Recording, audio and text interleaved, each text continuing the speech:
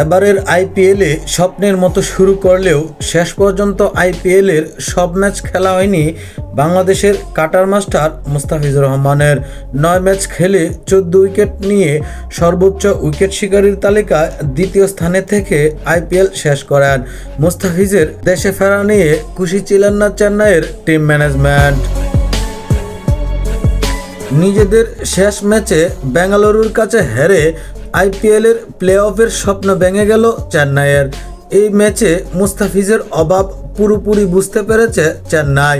হারের পরে মুস্তাফিজ এবং পাতিরানার অভাব নিয়ে কথা বলেন চেন্নাইয়ের অধিনায়ক ঋতুরাজ গায়কোয়াড়। গতকাল জনপ্রিয় ক্রিকেট ওয়েবসাইট ক্রিকবাজকে দেওয়া এক সাক্ষাৎকারে চেন্নাইয়ের টিম ম্যানেজার রাসেল রাধাকৃষ্ণা বলেন, প্রথম থেকেই এবার আমরা খুব ভালো ছন্দে ছিলাম। আমরা সবসময় চেষ্টা করেছি ভারসাম্য রেখে দল তৈরি করতে, সেই হিসেবে এবার দল করা হয়েছিল।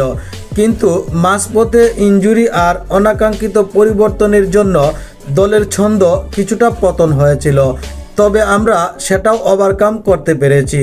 পাতিরানাকে আমরা অবশ্যই রিটেন করব। তাছাড়া মুস্তাফিজকে যদি তার বোর্ড পুরো আসরের জন্য খেলার অনুমতি দেয় তাহলে তাকেও আমরা রিটেনের তালিকায় রাখব।